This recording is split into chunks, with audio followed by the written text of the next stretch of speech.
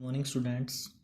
BEd first year का अपना paper language across the curriculum में आज अपने बात करेंगे व्यंजन की परिभाषा और व्यंजनों का क्लासिफिकेशन। लास्ट क्लास में हमने बात की थी स्वर साउंड्स के बारे में बात की थी, फिर अपने स्वर के बारे में उसका क्लासिफिकेशन देखा था।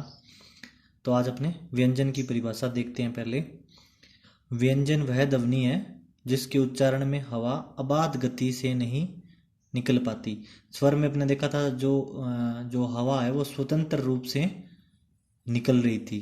ठीक है, अब इसमें क्या है कि पूर्ण अबाध रूप से हवा नहीं निकल पाती है, और इसमें क्या होता है, इससे पूर्ण अवरुद्ध होकर फिर यह आगे बढ़ना पड़ता है या संकीर्ण मार्ग से घर्षण खाते हुए निकलना पड़ता है। जो ध्वनि होती है उसमें क्या होता है कि जो व्यंजनों का जो प्रोनाउंसिएशन होता है तब क्या होता है, ध्वनि जो है या तो संकीर्ण मार्ग से निकलती है या उसको अपने जो ऑर्गन्स है उनको उस पर घर्षण होते हुए निकलना पड़ता है, या मध्य रेखा से हटकर एक या दोनों पार्श्वों से निकलना पड़ता है, या किसी भाग को कंपित करते हुए निकलना पड़ता है। इस प्रकार वायु में पूर्ण या अपूर्ण अवरोध उपस्थित होता है। इसमें क्या है कि व्यंजन की जब प्रोनाउंसिएशन होता है तब क्या कि वायु में अवरोध उत्पन्न होता है। सामान्यतः हिंदी में 36 वर्ण माने जाते हैं, जो इस प्रकार है, जिसे अपने मोस्टली जानते हैं, जैसे कै ख ग ग, कै वर्ग वाले, च वर्ग वाले, फिर ट वर्ग वाले, तय वर्ग वाले, इस प्रकार। ठीक है, संयुक्ताक्षर जो होते हैं इसमें जो अपना क्षय सूत्रीय होता है, त्रिशूल होता है, ज्ञानी होता है, जो ना ये क्या होते हैं, संयुक्त अक्षर होते हैं। इस प्रकार स्पर्श व्यंजक 25 होते हैं, अंतस्थ व्यंजक 4 होते हैं, ऊष्मक व्यंजन 4 होते हैं और संयुक्त अक्षर 3 होते हैं। इसके अतिरिक्त 2 वर्ण अनुस्वार तथा विसर्ग, अतः इनका उच्चारण स्वर की सहायता से होता है। हिंदी में एक विशेष चिन्ह चंद्र बिंदु का प्रयोग होता है जिसे अनुनासिक कहते हैं। इसके अतिरिक्त भी 2 व्यंजन ध्वनियां ड व ढ विकसित हुई हैं। इस प्रकार कुल मिलाकर 41 व्यंजन ध्वनियां वर्तमान में प्रचलित है। अब क्या अभी तक क्या कितनी ध्वनियां हैं टोटल व्यंजन की, अपने 41। व्यंजनों का वर्गीकरण प्रयत्न के आधार पे, इसमें फर्स्ट है स्पर्श।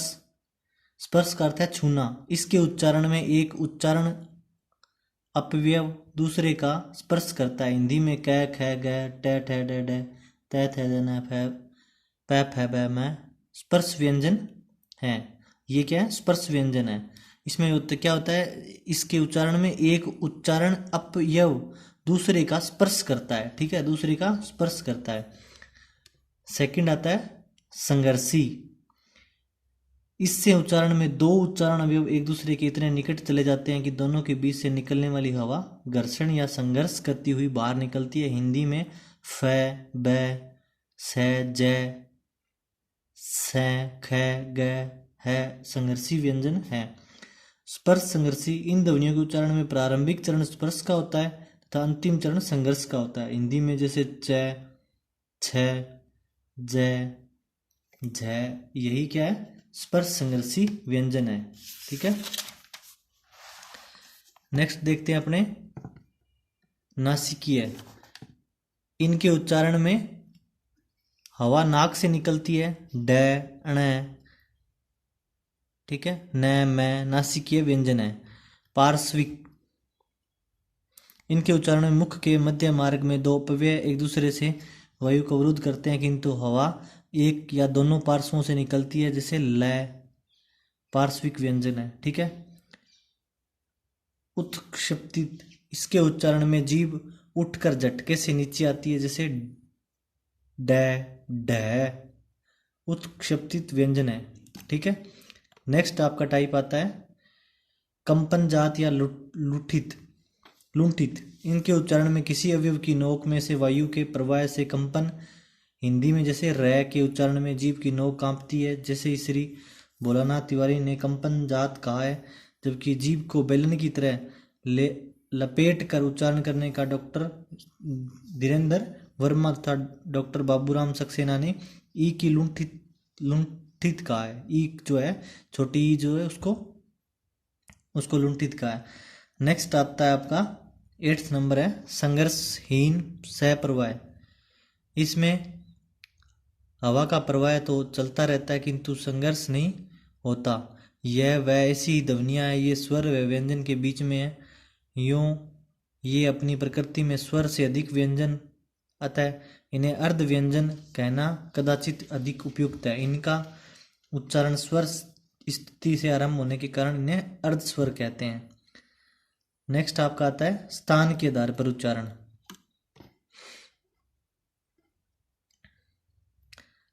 यहाँ पे अक्षर दिए हुए हैं और ये उच्चारण का स्थान है और ये वर्ग है, ठीक है। तो जैसे आपके जो ए आ कै ख ग घ डै डैश तथा विसर्ग, ये क्या है, कहाँ से उच्चारित होते हैं, कंठ्य से, कंठ्य, ठीक है, कंठ्य वर्ग मानते हैं इसको। ई बड़ी ई च छ ज ज ये क्या है, तालु, कोमल तालु से होते हैं तो तालव्य कहते हैं इनको। री टैट है डै। इसी प्रकार जो कठोर मुर्दा, कठोर तालु से मूर्धन्य कहते हैं इनको। डैड और ढै जो है मुर्दा, जीभ की रगड़ से विस्पर्श मूर्धन्य कहते हैं इसको, ठीक है। तैथ है दै, धै जो है दंत्य, इनको दंत्य कहते हैं।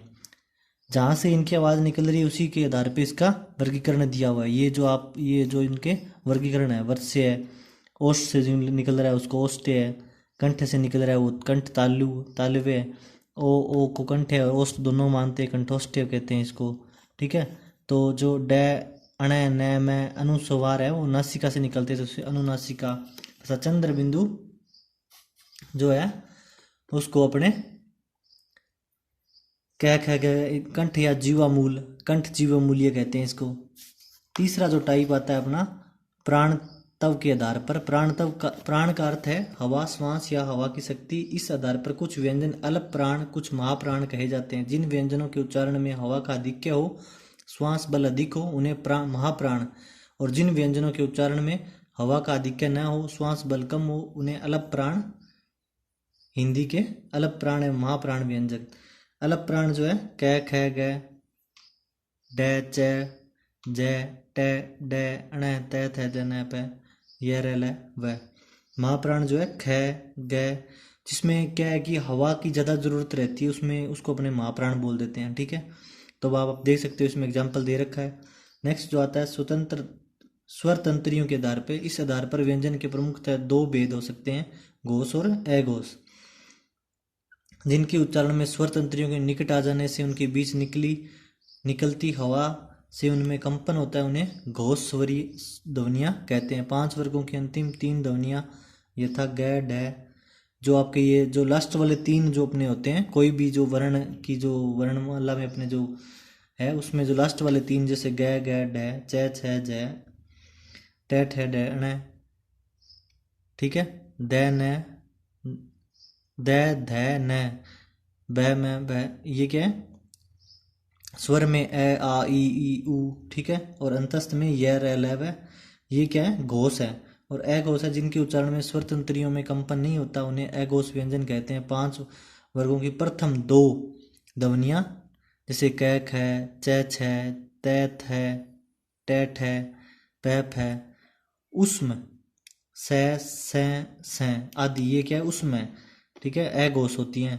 उच्चारण शक्ति के आधार पर, इस आधार पर व्यंजनों के सशक्त और असक्त तथा मध्य, ये 3 भेद किए जा सकते हैं। सशक्त में क्या है, जिसमें मुंह की मांसपेशियां दृढ़ हों, जैसे स ट। असशक्त में जिसमें मांसपेशियां स्थिर हो, मतलब जिसमें रुकी रहे, जैसे र ल। मध्य कुछ ध्वनियों के दोनों के मध्य आती है, जैसे च स, ठीक है। संयुक्तता असंयुक्तता के आधार पर, इस आधार पर व्यंजनों के 3 भेद किए जा सकते हैं।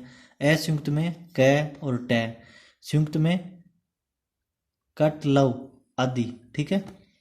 द्वितीय में कक य त आदि। ह्रस्वता और दीर्घता के आधार पर भी व्यंजनों को 2 भागों में बांटा जा सकता है। इस प्रकार जो व्यंजनों का जो क्लासिफिकेशन है वो अलग अलग आधार पे अलग अलग उसको प्रकारों में बांटा गया है। इस प्रकार अपने जो लैंग्वेज अक्रॉस द करिकुलम जो अपना पेपर है बीएड फर्स्ट ईयर का, उसकी 500 यूनिट कंप्लीट होती है। तो ठीक है, अगर फिर भी कोई कन्फ्यूजन रहता है तो आप मेरे से पूछ सकते हैं। Thank you.